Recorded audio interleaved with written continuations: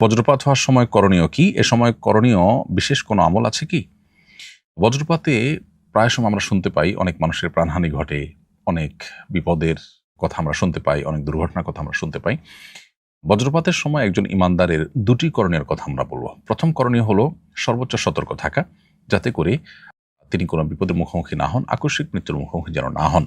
সেজন্য এ বিষয়ে যারা এক্সপার্ট এবং অভিজ্ঞ আছেন, বিভিন্ন গবেষণার আলোকে যারা এ বিষয়ে যে সমস্ত নিরাপত্তা বিষয়ক পরামর্শ দিয়েছেন, টিপস দিয়েছেন, সেগুলোকে মেনে চলা একজন ইমানদারের কর্তব্য। কারণ আল্লাহ তাআলা বলেছেন, ওয়ালা তুলকু বিআইদিকুম ইলা তাহলুকা, তোমরা নিজেদেরকে ধ্বংসের দিকে ঠেলে দিও না। এজন্য আমাদেরকে আত্মরক্ষার জন্য চেষ্টা করতে হবে। বাসাবাড়িতে থাকলে আমরা যেন জানালা, দরজা ইত্যাদি ধরে না থাকি, বারান্দায় যেন না যাই, টেপে পানি দিয়ে আপনার থালা বাসন ধোয়া বা অন্য কোনো গৃহস্থলী কাজে যেন আমরা টেপে যেন আমরা না থাকি, ধাতব কোনো কিছুর স্পর্শে, পানির স্পর্শে যেন আমরা না থাকি, এবং মোবাইল ইত্যাদি চার্জরত অবস্থায় যেন হাতে না থাকে। এই বিষয়গুলোতে তারা আমাদেরকে বিশেষভাবে সতর্ক করে থাকেন। এগুলো আমাদেরকে মেনে চলতে হবে। বাসা বাইরে থাকলে আমাদেরকে তারা পরামর্শ দিয়ে থাকেন আমরা যেন বাসা বাইরে গেলে বাইরে থাকলে কোনো গাছের নিচে বা বিদ্যুতের খুঁটির নিচে যেন আমরা আশ্রয় না নিই, বরং আমরা যেন আপনার নদীতে থাকলে, পুকুরে থাকলে দ্রুততার সাথে যেন আমরা উঠে যাই এবং ধাতব কোনো বস্তুর থেকে যেন আমরা দূরে থাকি। আর সাধারণ অবস্থায় থাকলে যদি কোথাও ছাদের নিচে বা গাড়িতে আশ্রয় নেওয়ার সুযোগ থাকে সেটি নেওয়া, আর যদি না নেওয়ার সুযোগ থাকে তাহলে সেক্ষেত্রে বসে গিয়ে কানে আঙ্গুল দিয়ে থাকার জন্য তারা পরামর্শ দিয়ে থাকেন।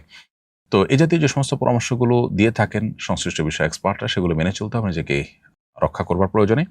সেই সাথে একজন ইমানদার তিনি সর্বাবস্থায় আল্লাহ তাআলা স্মরণ করবেন। একটা আসন্ন বিপদ এর শঙ্কা যখন তার হবে, তখন তিনি আল্লাহ স্মরণ করবেন, আল্লাহর আশ্রয় প্রার্থনা করবেন, আল্লাহর কাছে সাহায্য চাইবেন।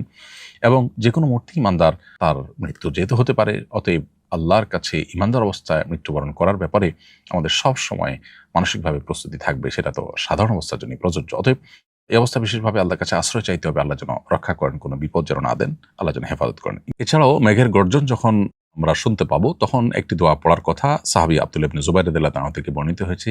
ইমাম বুখারী রাহিমাহুল্লাহ আল আদাবুল মুফরাদে এটি উল্লেখ করেছেন, সুবহানাল্লাযী ইউসাব্বিহুর রা'দু বিহামদিহি ওয়াল মালায়েকাতু মিন খিফাতিহি।